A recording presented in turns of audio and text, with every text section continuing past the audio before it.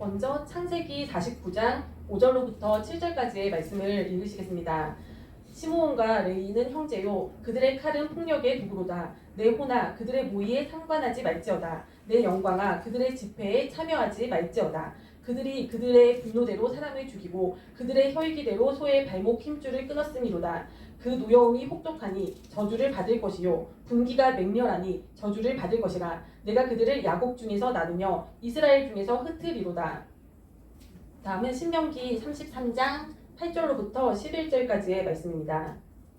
레위에 대하여는 일러스되 주의 둠민과 우림이 주의 경건한 자에게 있도다. 주께서 그를 마사에서 시험하시고 무리바 물가에서 그와 다투셨도다. 그는 그의 부모에게 대하여 이르기를 내가 그들을 보지 못하였다 하며 그의 형제들을 인정하지 아니하며 그의 자녀를 알지 아니한 것은 주의 말씀을 준행하고 주의 언약을 지킴으로 말미암음이로다. 주의 법도를 야곱에게 주의 율법을 이스라엘에게 가르치며 주 앞에 분향하고 온전한 번제를 주의 제단 위에 드리리로다.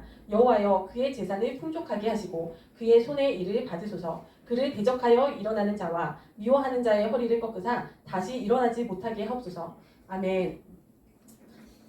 오늘은 조금 이렇게 대조되는 창세기와 신명기의 말씀 그 두 군데를 한번 읽어봤는데요. 이 성경에는 축복하는 장면이 몇 번 나오는데 이제 이스라엘의 12지파를 축복하는 그 내용이 두 번이 나옵니다. 근데 이제 첫 번째는 창세기 49장에 나오는 야곱의 축복이에요. 이제 야곱이 자기 아들들을 축복하는 그 내용이 49장에 나옵니다. 그리고 이제 그로부터 400년이 흐른 뒤에 이제 이집트에 갔다가 또 출애굽을 하고 그러고 나서 모세와 광야에서 40년을 이제 헤맨 후에 이제 모세가 이제 죽을 때가 다 되었을 때 그때 모세가 이제 12지파를 축복하는 장면이 이제 신명기 33장에 나옵니다. 근데 참 신기한 게 참 제가 정리를 좀 이렇게 해봤는데 각 야곱의 12아들들 그 이름의 뜻과 또 야곱이 축복하는 내용과 나중에 모세가 그 4대가 흐른 후에 그 지파들을 축복하는 그 내용들을 보면은 참 그것이 연관되어 있는 것을 볼 수가 있거든요. 이것이 연관이 다 되더라고요. 일단 조금 하나씩 보시면은 이제 르우벤, 시므온, 레위, 유다는 레아의 자식들이에요. 이제 야곱한테는 처가 2명, 첩이 2명이 있었잖아요. 이제 레아 첫 번째 아내인 레아한테서 처음에 이제 낳은 4명의 아들들인데 이제 레아가 아시다시피 사랑을 받지 못했어요, 남편한테. 근데 이제 레아가 하나님께서 이제 레아를 불쌍히 보시고 그 태를 여셔가지고 아들을 주신 거예요. 그랬더니 이제 처음으로 낳은 장자가 르우벤인데 르우벤을 낳고 나서 레아가 보라 아들이라 이렇게 이름을 지은 거예요. 그런 뜻이 있대요, 이 르우벤이라는 이름 안에. 그리고 이제 시므온을 낳고 나서는 하나님께서 이제 나의 그 소리를 들으셨구나 하고서는 들으심이라는 뜻의 이름을 지은 거고, 이제 세 번째 아들 레위를 낳고 나서는 이제 내가 아들을 셋이나 낳았으니까 남편이 나와 연합하겠지. 그러면서 연합함이라는 뜻의 이름을 지었고, 또 이제 네 번째 아들 유다를 낳고 나서는 이제 이 레아가 많이 성숙이 되어가지고 이제 막 그 남편한테 막 연연해 하던 그런 마음이 이제 어느 정도 버려지고 이제 하나님을 찬송하리라 하면서 찬송함이라는 뜻의 이름을 지은 거예요. 근데 이제 라헬은 언니가 4명의 아들을 낳는 동안 막 자기는 아들이 한 명도 없으니까 막 애가 타고 속상한 거예요. 막 속이 상해가지고 이제 자기의 몸종인 그 비라라는 시녀를 남편한테 주는 거예요. 그래서 이 자기의 비라를 통해서 낳은 아들이 단과 납달인데, 이 단이라는 아들이 태어났을 때 이 라헬이 막 억울했었던 거예요, 자기가. 그래서 그 억울함이 풀렸다 해가지고 억울함을 푸심이라는 뜻의 이름을 지어준 것이에요, 단. 이렇게. 좀 그런 걸 보면은 이 레아와 라헬의 그 마음을 알 수 있지 않습니까? 우리가 그 마음이 막 느껴지는 것 같아요, 아들의 이름을 짓는 걸 보면. 그 다음에 또 이제 여종인 비라가 납달리를 낳아줬어요. 그랬더니 내가 이제 언니와의 경쟁에서 이겼도다 하면서 경쟁함이라는 뜻을 아들 이름으로 지은 거예요. 참 라헬이 좀 한수 밑인 것 같아요, 그 레아 언니보다. 그리고 나서 이제 그 레아도 자기의 여종이었던 이름이 갑자기 기억이 안 나는데 여종 이름이 뭐죠? 여종을 이제 남편한테 줘가지고 실바예요, 실바를 남편한테 줘서 갓이라는 아들을 낳습니다. 그리고 복되다라는 이름을 지어주고 그 다음에 또 아셀이라는 아들을 낳아줘요. 그 여종이. 그랬더니 기쁨이라는 뜻의 이름을 지어줍니다. 그리고 나서 이제 레아가 다시 이제 하나님께서 그 태를 열어주셔가지고 이사갈이라는 아들을 낳으면서 내가 나의 여종을 남편한테 줬더니 하나님께서 그 값을 나에게 치러주셨구나 하면서 값이라는 뜻의 이사갈이라는 이름을 지어주고 또 스불론이라는 아들을 레아가 낳으면서 이제 남편이 나와 함께 거하겠구나 하면서 거함이라는 뜻의 이름을 지어줍니다. 그리고 나서 이제 드디어 라헬도 하나님께서 태를 열어주셔가지고 라헬이 이제 요셉을 낳는 거예요. 그러면서 요셉을 낳고 나서 또 아들을 하나 더 해주시기를 바란다 이런 마음으로 더함이라는 뜻의 요셉을 낳고 이제 베냐민을 낳다가 라헬은 죽잖아요. 산고 끝에. 그래서 이제 베냐민을 낳으면서 라헬은 슬픔의 아들이라는 뜻으로 이름을 지었더니 옆에 있던 남편이 야곱이 이름을 베냐민이라고 바꾸면서 오른손의 아들 이렇게 이름을 바꿔줍니다. 이렇게 이름을 지어서 12명의 아들 야곱의 아들이 이제 태어난 거예요. 그리고선 이제 시간이 막 이제 흐르고 나서 야곱이 이제 죽기 전에 이제 자기 아들들을 불러가지고 그 아들들을 각자의 그 그릇대로 이제 축복을 하는데 그러면서 이제 야곱이 르우벤한테는 너는 나의 첫 아들이잖아요. 장자잖아요. 그러니까 나의 첫 기운이고 나의 첫 소생이고 너는 아주 탁월할 수 있었지만 너는 탁월하지 못할 것이다. 왜냐면은 이 르우벤이 아버지의 친상을 더럽혔어요. 이 가족이 막 이렇게 복잡하다 보니까 서로 여자들 간에 막 경쟁이 있고 막 이러다 보니까 집안이 시끄러웠던 모양이에요. 그러다 보니까 이 라헬이 베냐민을 낳다가 죽었잖아요. 그러니까 라헬의 몸종이었던 비라가 위기감을 느낀 거예요. 이 집안에서 안 그래도 내가 조금 존재감이 없는데 나의 힘이 없는데 나의 여주인이 라헬이 죽었으니까 이제 내가 이 집안에서 참 내 입지가 너무 불안하구나 이런 것 같아요. 그래서 이 비라가 이 첫째 아들인 르우벤을 유혹을 했던 것 같아요. 그랬더니 이 르우벤이 넘어가서 이 비라랑 동침을 하거든요. 그러면서 이제 아버지가 알게 돼요. 야곱이 알게 돼요. 기가 막히죠. 자기 아들이 자기의 첩과 동침을 했으니까 기가 막히죠. 그러니까 르우벤아 너는 나의 정말 첫 기운이고 너는 정말 탁월할 수 있었으나 너는 나의 아버지의 침상을 더럽혔기 때문에 너는 탁월하지 못하리라. 이러면서 이 르우벤은 그렇게 야곱이 얘기를 합니다. 그리고 나서 이제 400년 후에 모세가 이제 다시 12지파를 축복할 때도 이 르우벤 지파한테는 뭐라고 하냐면 너희가 죽지 않고 살기를 바란다. 너희의 수가 적지 않기를 바란다. 이 정도의 축복을 합니다. 모세가. 그러니까 참 태어나기는 장자로 태어났지만 그 태어난 순서에 비하면 참 어떻게 보면 좀 별 볼 일이 없는 거예요. 장자로 태어났지만 장자가 되지 못한 거죠. 그러니까 그럭저럭 그냥저냥 살기를 원한다. 이 정도의 그냥 축복이었던 거예요. 그리고 이 시므온은 참 이 시므온과 레위 이 두 명은 또 사건이 있습니다. 이 야곱이 이제 삼촌 라반의 집에서 고생을 하다가 나왔잖아요.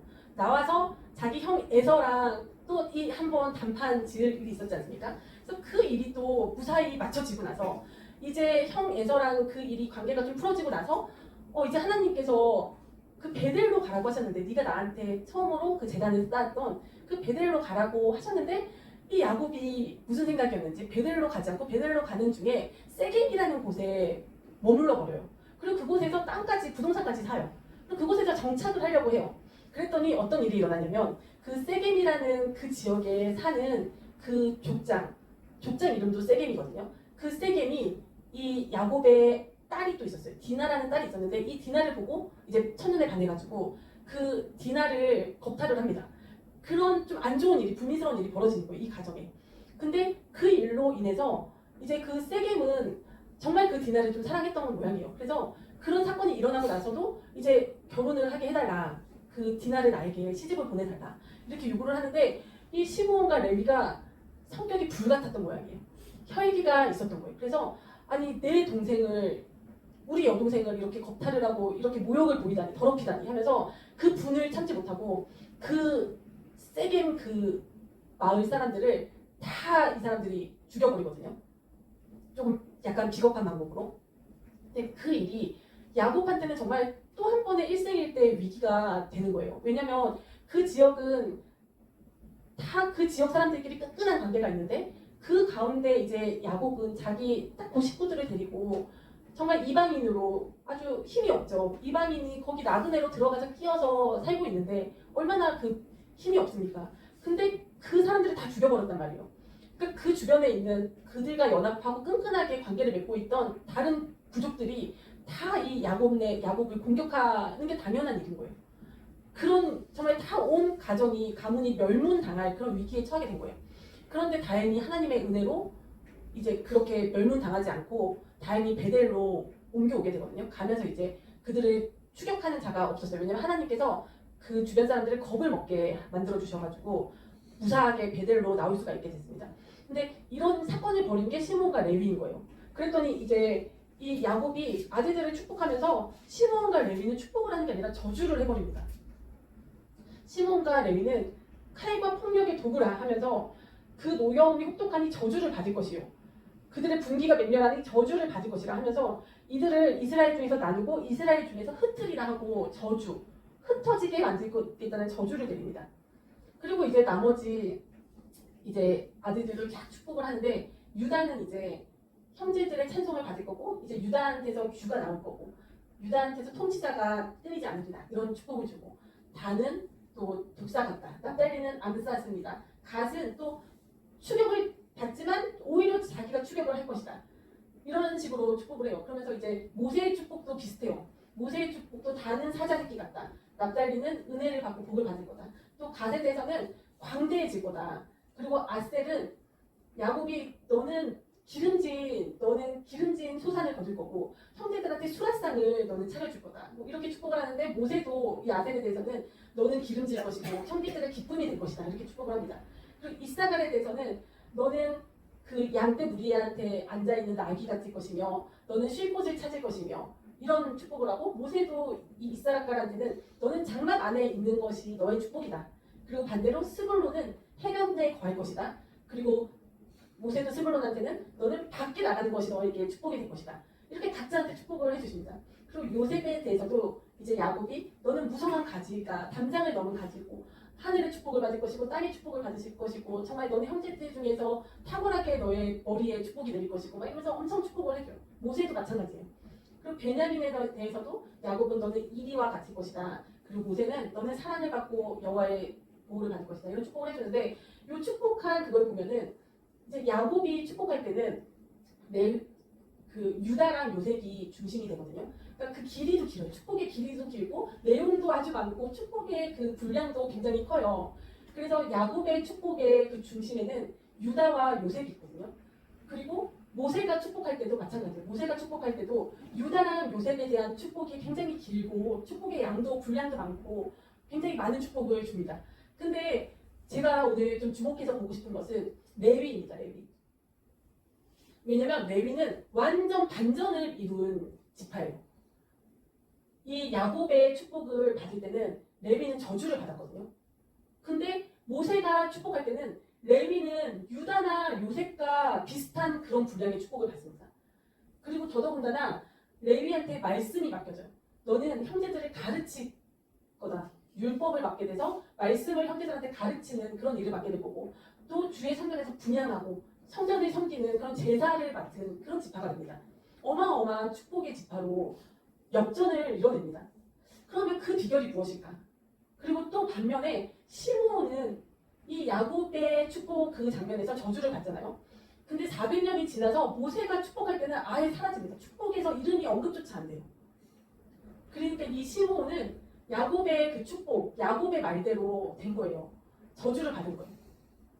그래서 야곱이 시므온은 흩어질 것이다 라고 했는데 실제로 400년 동안 이집트에서 생활을 하다가 광야로 나왔잖아요. 출애굽을 하고. 근데 처음에 출애굽을 했을 때 시므온 지파의 인구수는 비슷해요. 다른 지파랑. 뭐 6만 명 이 정도 평균 잡아서 되는 인구수가 비슷한데 이제 40년 동안 광야에서 뺑뺑이를 돌다가 마지막에 광야 생활의 막바지에 또 한 번 인구 조사를 하는데 그때 보면 다른 지파들은 다 비슷한 수준을 유지해요. 처음 하고. 근데 이 시므온 지파는 반 이상이 줄어듭니다. 2만 명 정도밖에 안 돼요. 다른 지파들은 한 6만 명 될 때. 그러니까 자기네 지파 안에서 한 60%가 인구가 감소가 된 거예요. 그래서 왜 이런 일이 시므온한테 일어났을까? 그리고 심지어는 나중에 가나안 땅을 정복해서 그 땅을 분배받을 때 시므온은 자기 땅이 없어요.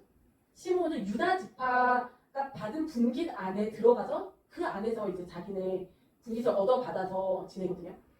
그러니까 이렇게 시므온은 쪼그라들어 버렸어요. 시므온 지파는. 이 야곱이 한 얘기처럼 그럼 시므온 집안은 왜 이런 일이 일어났을까? 성경에 정확하게 막 얘기가 나오진 않지만 그 광야 생활 40년 동안 많은 일들이 있었거든요. 이 사람들이 하나님을 막 대적을 많이 했어요. 금송아지 신을 섬기기도 하고 그러면서 하나님이 막 화가 나셔가지고 싹 한번 죽이시기도 하고 또 하나님한테 고기가 먹고 싶다고 막 모세한테 원망하고 불평하고 막 이러다가 또 메추라기를 먹다가 그 씹다가 또 한번 샥 죽이기도 하고 또 막 전염병이 들기도 하고 막 반란이 일어났을 때 보라가 막 반역을 일으키고 했을 때 전염병이 싹 일어나기도 하고 그리고 또 막바지에 광야 생활 막바지에 모압 여자들 모압 땅 근처에 갔을 때 시딤이라는 곳에서 모압 여자들이 이제 이 남자들을 꼬시는 거예요. 이스라엘 남자들을. 그래서 이 광야에서 막 40년을 사막에서 똑같은 옷만 입고 지내다가 이제 모압 여자들을 보니까 얼마나 예뻐 보이겠어요. 모압 여자들이. 그러니까 이 남자들이 다 넘어가는 거예요. 그 모압 여자들한테. 그래서 모압 여자들한테 넘어가서 그들과 같이 밥을 먹고 또 술을 한잔하고 하면서 이제 모압 사람들이 그 섬기는 바알 신을 숭배하는 자리까지 가가지고 거기서 바알까지 같이 숭배를 하면서 음행을 저지르고 막 이런 일이 벌어지는 거예요. 그래서 또 하나님께서 굉장히 분노를 하셨었거든요. 그래서 전염병이 돌아서 많이 죽고 이랬어요. 근데 그때 이제 그 바알 신을 숭배한 모압 여자들하고 음행을 저지른 그런 사람들을 불러내서 다 죽여라. 그런 회의를 하고 있을 때 그 회의가 열리는 자리에 이 시므온 지파의 어떤 지도자가 그냥 대낮에 벌건 대낮에 아주 뻔뻔스럽게 모압 여자를 데리고 자기 장막으로 들어가는 거예요. 사람들이 다 보는 앞에서. 그래서 그때 이제 비느하스라는 레위 지파 사람이 열이 받아가지고 비느하스가 하나님의 분노를 가지고 그들을 창으로 깨버리거든요. 그 장막에 가가지고 음행을 저지르고 있는 그들을. 근데 그때 보면 그 죽은 그 남자도 청년도 시므온 지파의 지도자였던 거예요. 이처럼 그렇게 하나님이 기뻐하시지 않는 하나님이 미워하시는 그런 편에 이들이 많이 섰던 것 같아요. 그래서 다른 지파에 비해서 인구가 막 60%가 줄어들 정도로 많이 죽어나간 거예요. 그 광야 생활을 하는 동안에. 그래서 시므온 지파는 그 야곱이 말한 대로 그냥 자기 어떻게 보면 그 운명대로 간 거예요. 그러니까 참 이걸 보면 무섭죠. 우리가 지금 하고 있는 어떤 행동이 내 대뿐만 아니라 4대 후에 400년 후에까지도 영향을 미치는 걸 생각하면 참 우리가 함부로 행동을 하거나 할 수가 없는 거예요. 함부로 정말 할 수가 없는 게 이렇게 하나님께서 이렇게 잊질 않으시는구나. 우리는 그냥 100년 살고 죽으면 끝이지만 우리 아들, 손자 그 밑에 때까지 그 저주가 내려가고 그 축복도 내려가고 이런 걸 보면 정말 엄청나구나. 하나님의 역사심이 엄청나구나. 이걸 알 수가 있습니다. 근데 반면에 레위 지파는 어떻게 이렇게 역전을 이루었을까? 이걸 생각해보면 레위 지파는 하나님 편에 섰습니다. 광야 생활을 할 동안. 그 모세가 시내산에 올라간 동안에 아론을 주축으로 해서 그 금송아지를 만들지 않았습니까? 근데 참 신기해요. 이 사람들이 그냥 우리 모습인 것 같아요. 이들이 그 하나님을 따라서 모세를 따라서 이집트에서 나오긴 했지만 이집트에서 400년을 산 사람들이잖아요. 그러니까 400년 4대가 이집트에서 산 거예요. 그러니까 지금 이 출애굽한 사람들은 다 이집트에서 태어나서 이집트 문화에 찌들어 있는 사람이고요. 물들어 있어요. 이미 젖어 있고 이집트에서 섬기던 그 우상을 여전히 마음에 가지고 있는 거예요. 다만 이름만 여호와 하나님으로 바꿨을 뿐이지 이들의 마음속에는 계속 이집트에서 섬기던 그 신을 섬긴 것 같아요. 그러니까 이제 광야로 나왔지만 지도자 모세가 산에 올라가서 안 내려오니까 이제 자기네들의 신을 만들어내는 거죠. 이제 금송아지 우상을 만들어서 자기네들을 이끌고 갈 금송아지 우상을 만들어라 해서 금송아지 신을 만들어내는 거예요. 그래서 이런 걸 보면은 우리도 참 교회에 나오지만 하나님을 믿고 교회에 나오지만 처음 교회에 나왔을 때는 우리가 하나님이라는 이름만 붙여놨지 그냥 내 안에 그 만몬신 내 안에도 그냥 우상 그냥 그걸 섬기는 것 같아요. 그래서 하나님이라는 이름만 붙였지만 다 우리 욕심으로 기도하지 않습니까? 바라고 구하고. 그래서 하나님 뭐 이거 해주세요, 저거 해주세요. 내가 원하는 그거를 다 그냥 이거 해주세요, 저거 해주세요 하면서 하나님을 마치 그 알라딘의 지니의 그 요술램프의 지니처럼 생각을 하는 거죠. 그러면서 자기의 뜻을 이뤄주지 않았을 때 하나님한테 막 삿대질을 하면서 당신이 막 이러면서 어떻게 나한테 이럴 수가 있어 막 이러고 막 이러지 않습니까? 그런 모습들이 이 모습인 거예요. 우리의 그 모습들이 그 이스라엘 사람들의 모습인 것 같아요. 그래서 금송아지 신을 막 만들어 놨을 때 모세가 내려와서 보고 기가 막혀가지고 참 그 내 편에 설 사람은 와라 이러잖아요. 그때 레위 지파가 모세 편에 붙거든요. 그래서 이 금송아지를 섬겼던 자들을 다 칼로 쳐서 죽일 때 레위 지파들은 오늘 신명기 말씀에 읽으신 말씀에도 나오듯이 자기 부모도 돌아보지 않고 형제도 돌아보지 않고 자식도 돌아보지 않고 부모, 형제, 자식이라 할지라도 금송아지 신을 섬겼던 그 자들을 죽여버리거든요. 그래서 그거에 대해서 하나님께서 이제 레위 지파를 인정을 하시는 거예요. 자기의 부모, 형제, 자매일지라도 우상 숭배를 한 그들을 하나님의 분노로 죽여버린 그것을 하나님께서 레위 지파를 인정을 하시는 거예요. 그리고 또 방금 말씀드린 비느하스도 레위 지파거든요. 하나님의 분노로, 하나님의 질투심으로 그 모압 여자랑 모압 여자 미디안 여자 같아요. 미디안의 지도자의 딸인데 그 여자가 음행하던 자를 창으로 꿰뚫어 버렸을 때 그때 하나님께서 기뻐하시거든요. 그러니까 이처럼 이 레위는 하나님 편에 선 겁니다. 그리고 특히나 레위 지파 중에 고라 자손이거든요. 고라라는 자는 모세를 대항해서 완전 쿠데타를 일으킨 사람들이에요. 그 무리예요. 그래서 하나님께서 그들을 그냥 산채로 땅에 입을 벌려서 집어삼키게 만들어버리셨거든요. 그 정도로 하나님께서 분노를 하셨어요. 그때에도 이자들의 편에 설 사람들은 고라 쪽으로 서고 이자들한테서 떠날 사람들은 그들의 장막 멀리 떠나라 한 다음에 그들 편에 서 있는 사람들은 땅에 입을 벌려서 집어삼키게 하셨어요. 근데 신기한 것은 고라의 아들들이 고라 편에 서지 않았습니다. 고라의 아들들이 자기 아버지를 버리고 모세의 편에 섰었거든요. 그랬더니 그 고라는 그렇게 하나님 앞에 반역을 했을지라도 고라의 아들들에 대해서는 하나님께서 용서해 주시는데 오히려 그들을 높여주세요. 그래서 고라의 자손이 지은 시들이 시편에 꽤 많은 양이 나오거든요. 그래서 다윗 시절에 그 성가 대장들이 고라의 자손들이었고 또 성전 문을 맡은 문지기들이 고라의 자손들이었습니다. 그러니까 참 그걸 보면 그렇구나. 참 우리가 지금 오늘날 하는 행동 하나하나가 정말 잊혀지지 않는구나. 대대로 이어지는구나. 정말 축복도 이어지고 저주도 이어지는구나. 그런 거를 한번 생각한다면 참 우리가 하나님 앞에 바로 서야겠구나. 그렇죠. 그리고 또 우리 윗대에 참 저주가 내려오지 않습니까? 왜냐면 우리 민족들은 그럴 수밖에 없는 것 같아요. 우리 한국 민족들은 우상 숭배를 오죽 안 했습니까? 우리 민족들이, 우리 조상들이. 그리고 처음에 선교사들이 복음을 들고 우리나라에 들어왔을 때 그들을 얼마나 핍박하고 죽였습니까? 우리 조상 중에 참 그런 핍박자가 있을 수가 있단 말이에요. 그 선교사들을 죽이고 또 믿는 자들을 박해하고 학대하고 잡아들이고 막 그랬던 참 악한 일을 저질렀던 조상이 우리는 잘 모르지만 있을 수가 있습니다. 그리고 지독한 우상 숭배자들이 우리 조상 중에 있을 수가 있어요. 근데 그것이 다 내려와서 지금 나한테까지 영향을 미치고 있는 거예요. 근데 우리한테 너무나 기쁜 소식은, 너무나 정말 감사한 것은 그럴지라도 내가 지금 이 시간 내가 하나님 앞에 서겠다. 나는 하나님 편에 서겠다.